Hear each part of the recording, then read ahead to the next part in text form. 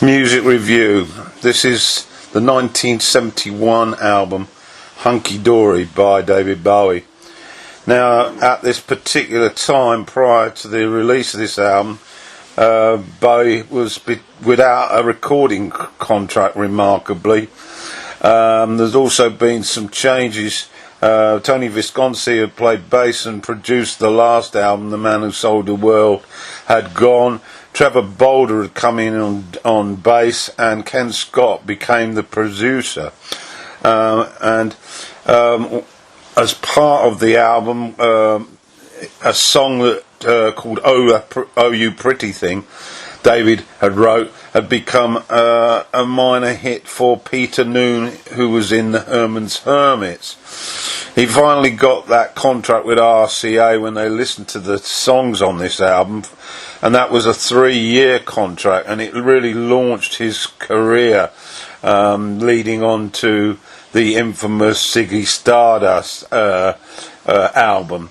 It also brought together, very much in the public eye, the combination of Mick Ronson and David Bowie. Who can forget that Top of the Pops appearance to promote changes, and more of that later.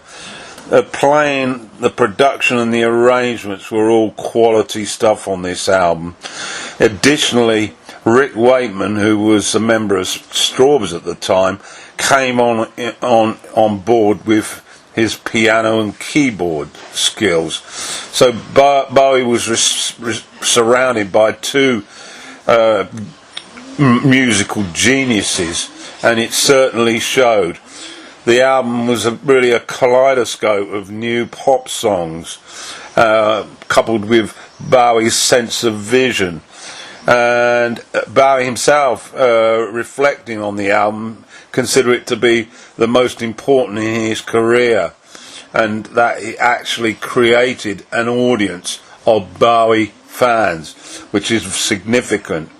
And all in all, it's an absolutely gem of an offering. It's his fourth. Now let's go through the tracks then, and we started off with Changes. Well, what else could you start this album off? It was released as a single in January 1972, that's worth noting, and it became Single of the Week on Radio 1's Tony Blackburn show, which certainly propelled it into the rooms of numerous people up and down the UK. He was hot stuff, was David. It starts off with a lovely intricate piano with a touch of strings.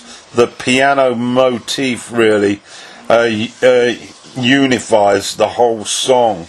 And then David scuttles to the chorus, and there he is with makeup, hair colour, and Ronson by his side on Top of the Pops.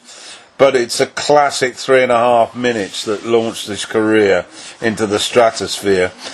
The lyric is so apt for its time, and we weren't long from Ziggy, of course. And then there's that rolling sax outro that just oozes with class. The focus of the lyric, I think, is about ditching insecurity and being yourself as a teenager in that time.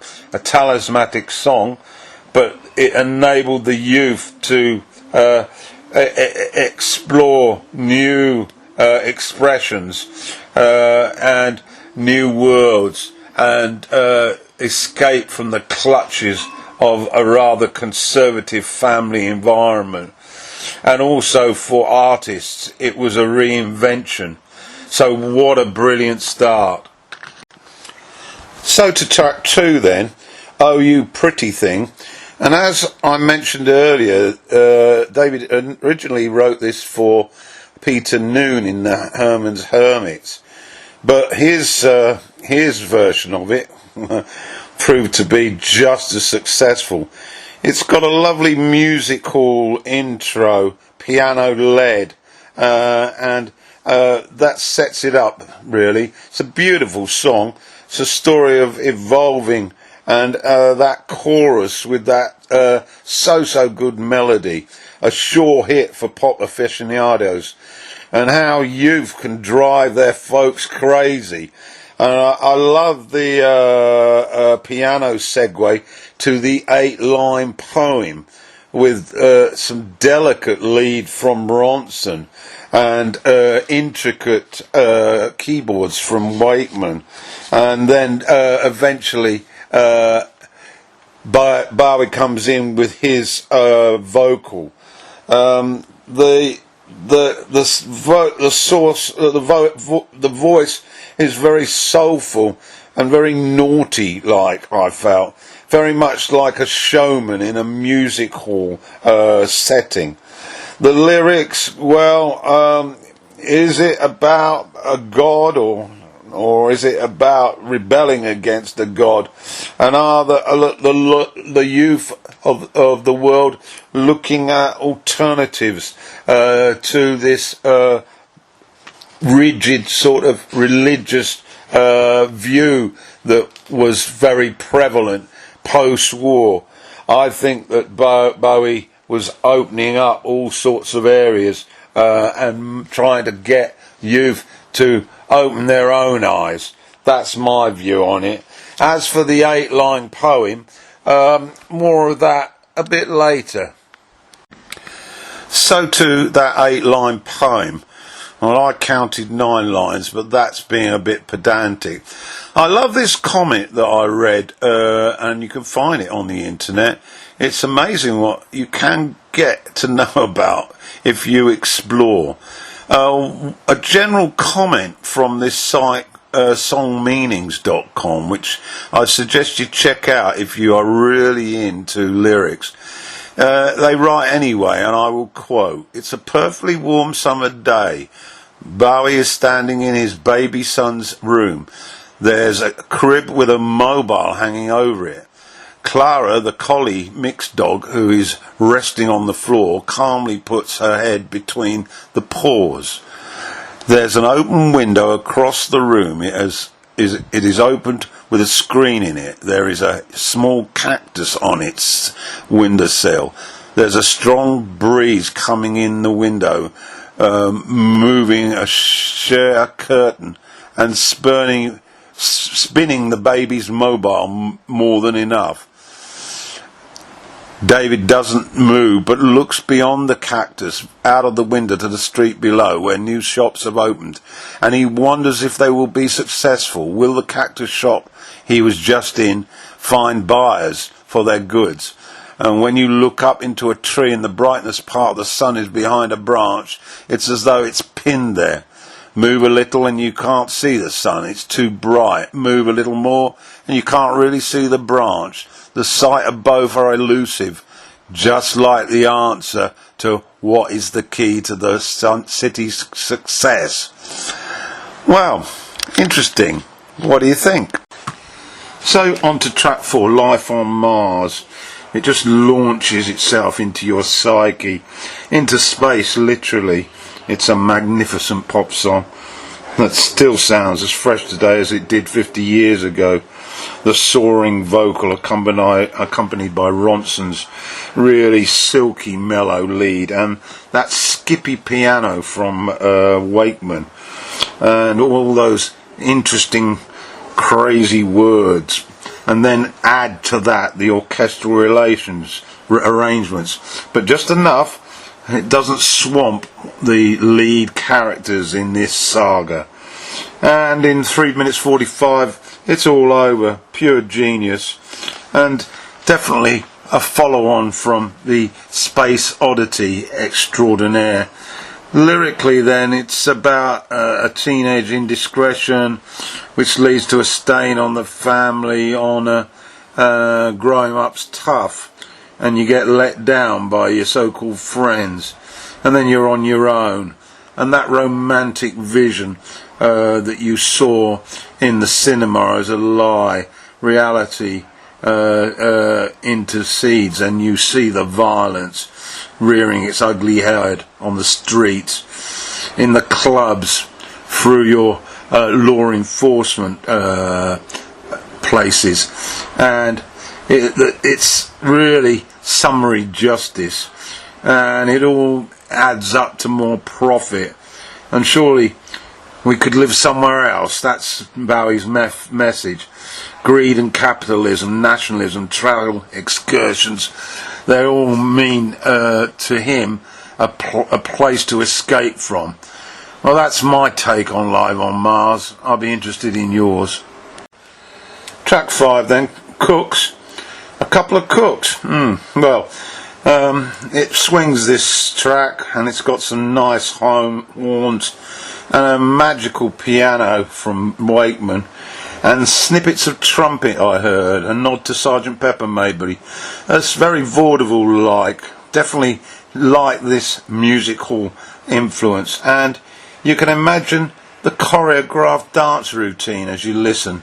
It's another stunner from Bowie, dedicated to his new son, Zowie, and lyrically it's about a new life, about how this has deepened the love between him and his wife, spoiling the young one and enjoying those early months, and then looking forward to school life and how to have a smooth ride, avoid all the pitfalls.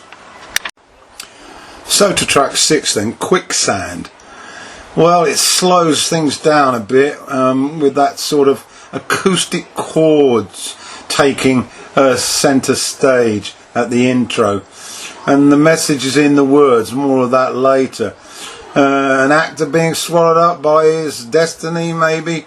The piano and strings mesh perfectly, and there's some nice violins here, and it knits together neatly with the vocal tempo. I'm sliding in the quicksand. I'll get it right in a minute. I'm sinking in the quicksand. And to the lyrics, well, I spent a lot of time looking at this song on the internet, and it had a diverse set of opinions, but there was a general consensus that the lyrics were influenced by Nietzsche, the philosophy of the mortality of man and his potential to be a Superman, hints at Buddhism, and of course existentialism. Yeah, heavy topics indeed, freeing yourself from idealism and religion, a choice that we all have, and a bit of a bleakness really. Life is a vat of quicksand, and death realizes the slide into that existence or lack of existence. There was also a view that Bowie was describing Hitler in his narration, with references to Himmler, Garbo as a spy, and the lies that Churchill expelled, and hinted at that his Hitler, that is, mortality, but that he had the potential for being a superhuman. So anyway, that's rather a lengthy description. As always, you make your own mind up, but that's what I found anyway. Up next then, and it's Fill Your Heart. The strings and horns kick us off with some more jocular piano, very much reflecting on Wakeman's ability to bring his musical influence into the song. David's lead takes us into the sax solo with that high soprano note of his. He sounds full of happiness, and it's about lovers never losing three of their thoughts. There's a nice piano trumpet mix at the outro, pure pastiche, and lyrically a plea to look around and find gentleness and free the mind of fear. That's my view anyway. Now to track 8, which is Andy Warhol, tribute to his influence on Bowie. It's an acoustic-driven, folksy blues type of song, stripped back with harmonies.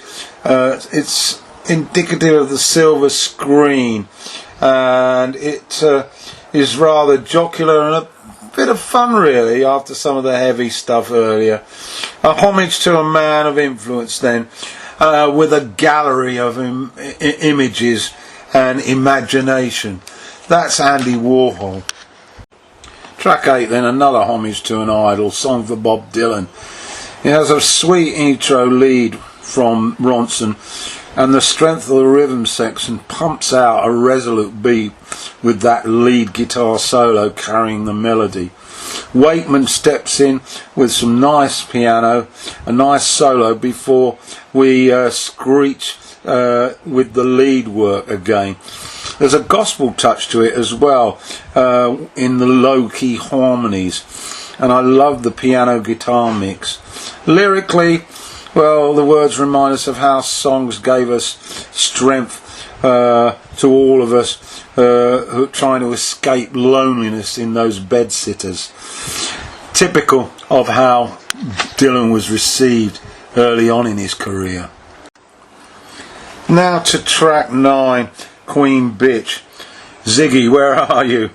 Power pop with that throbbing bass.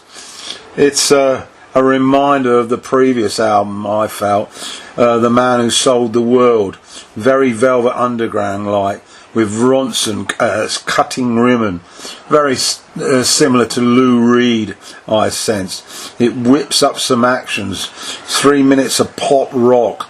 Lyrically, Bowie explained this in an interview way back. Sister Flo, a homosexual prostitute, and Bowie's viewing the pool with the punter from his window and feeling a touch of envy.